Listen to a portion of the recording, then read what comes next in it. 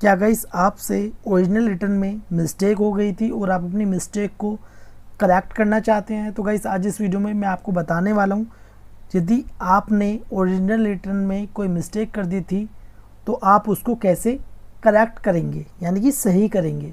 तो देखिए, उसके लिए आपको करना क्या होगा, उसके लिए आपको रिवाइज्ड आईटीआर फाइलिंग करनी होगी। तो रिवाइज्ड आईटीआर फाइलिंग क्या होती है? जो आईटीआर का प्रोसेस होता है वो सेम ही होता है जैसे हम ओरिजिनल रिटर्न का करते हैं, लेकिन कुछ चीज़ें चेंज हो जाती हैं।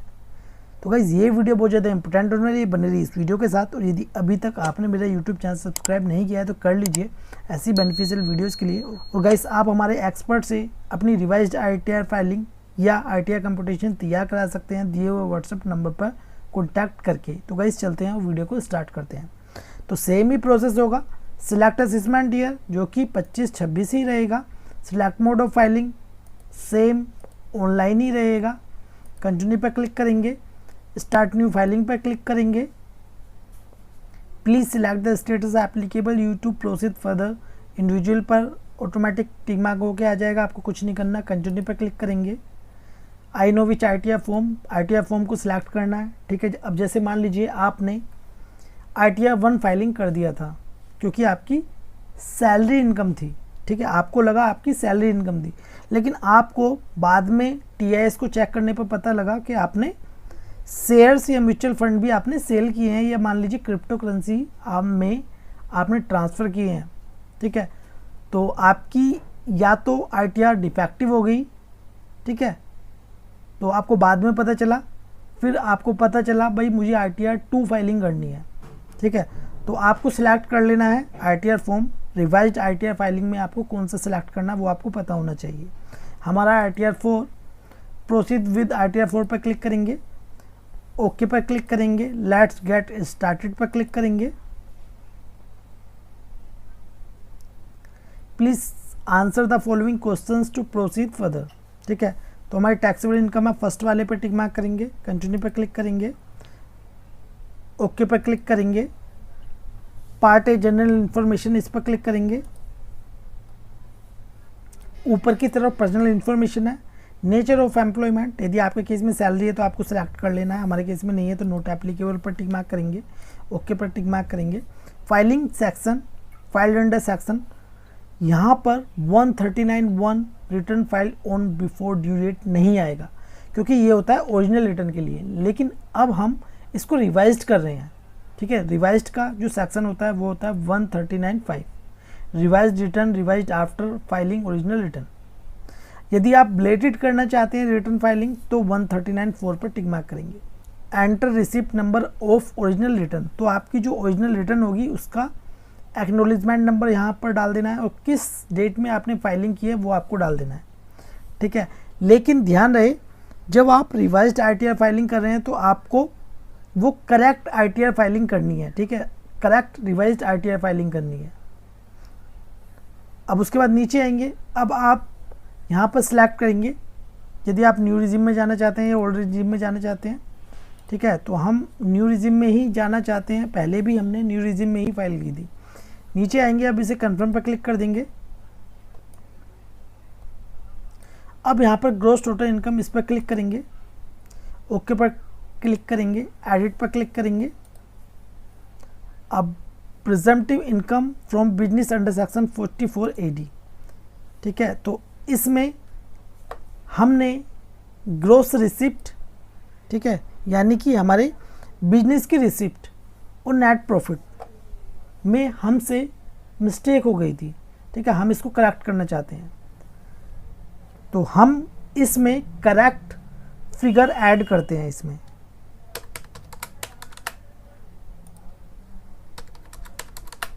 ठीक है, हमने करेक्टर डाल दिया, ओरिजिनल रिटर्न में कुछ और थी।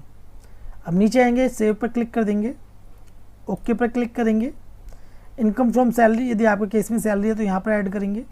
नीचे आएंगे, income from house property, income from house property में कोई चेंज है तो यहाँ पर ऐड करेंगे, और इनकम फ्रॉम अदर सोर्सेज में कोई चेंज है तो यहाँ पर ऐड करेंगे।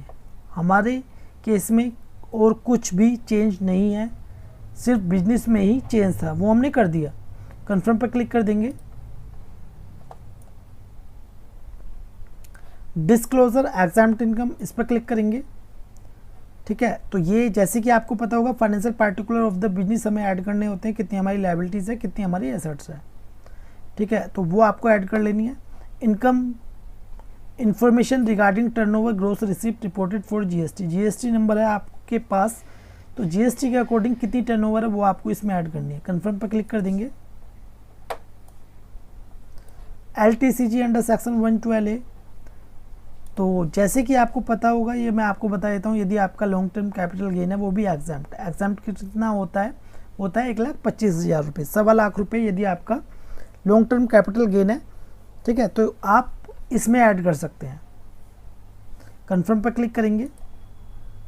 और मैं आपको बता दूं, यदि शॉर्ट टर्म कैपिटल गेन है तो उसके लिए फिर आपको या तो ITR 2 सिलेक्ट करना होगा फॉर्म, या ITR 3। ठीक है, कब? जब आपका लॉन्ग टर्म कैपिटल गेन है। अब मान लीजिए आपका शॉर्ट टर्म कैपिटल गेन है, तो इसका ऑप्शन भी अवेलेबल करा दिया गया है ITR 1 में भी और ITR 4 में भी। टोटल डिडक्शन इस पर क्लिक करेंगे। हम जा रहे हैं न्यू रिजिम में, और न्यू रिजिम में कोई भी डिडक्शन हम क्लेम नहीं कर सकते, इस वजह से इसको कंफर्म पर क्लिक कर देंगे। टैक्स पेड, इस पर क्लिक करेंगे।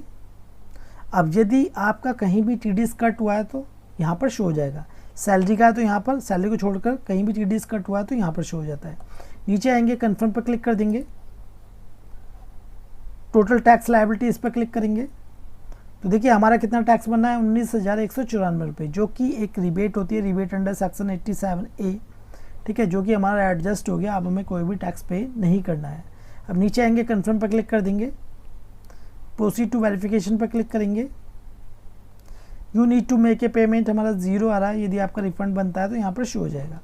नीचे आएंगे, preview and submit your return पर क्लिक करेंगे।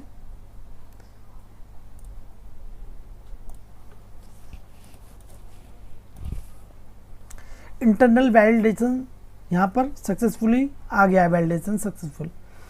अब प्रीव्यू पर क्लिक करेंगे।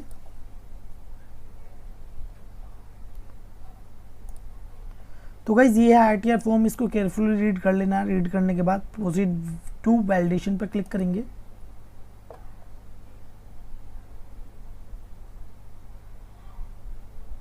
जैसे कि आप देख सकते हैं वैलिडेशन सक्सेसफुली दोबारा यहाँ पर शो हो चुका है। प्रोसीड टू वेरिफिकेशन पर क्लिक करेंगे। तो देखिए यहाँ पर 3 ऑप्शन आ रहे हैं। पहला ऑप्शन है E-वेरीफाई नाउ, यानी कि सबसे अच्छा जो ऑप्शन होता है आपको पता होगा, या मैं आपको बता देता हूँ, आधार OTP से। ठीक है, और दूसरा ऑप्शन है E verify later, you can submit the return now and E verify within 30 days of submission, यानी कि आप इसको E-वेरीफाई तो अभी कर सकते हैं, लेकिन 30 दिन के अंदर आपको इसे E-वेरीफाइड भी करना होगा।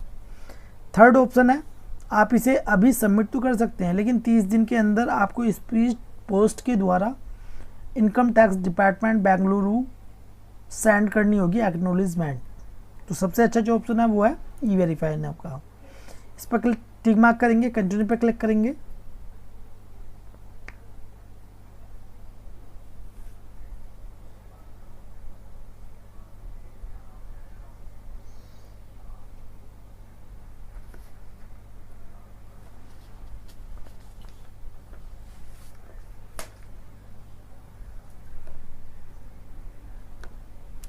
अब देखिए पहला ऑप्शन है I would like to verify OTP on mobile number with Aadhaar. तो आधार में जो मोबाइल नंबर है उससे भी हम E-वेरीफाई कर सकते हैं, DSC से भी कर सकते हैं, नेट बैंकिंग से भी, बैंक अकाउंट, डीमेट अकाउंट, ठीक है, सभी से कर सकते हैं। लेकिन सबसे अच्छा जो ऑप्शन है वो है पहला वाला ऑप्शन, आधार OTP से। इस पर टिक मार्क करेंगे, कंटिन्यू पर क्लिक करेंगे, आई एग्री पर टिक मार्क करेंगे, जनरेट आधार OTP पर क्लिक करेंगे। तो देखिए होगा क्या, जो आपके आधार में मोबाइल नंबर रजिस्टर्ड है उस पर OTP जाएगा, वो OTP यहाँ पर आपको ऐड कर देना है और इसे वैलिडेट करके सबमिट कर देना है। तो आपकी जो रिवाइज्ड ITR फाइलिंग है वो आपकी हो जाएगी। बहुत सिंपल प्रोसेस है।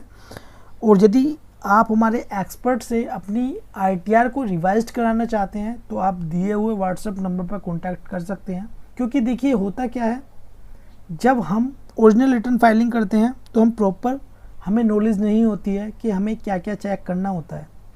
ठीक है, तो आप अपनी रिवाइज्ड ITR फाइलिंग किसी एक्सपर्ट या प्रोफेशनल से कराएंगे तो अच्छा है।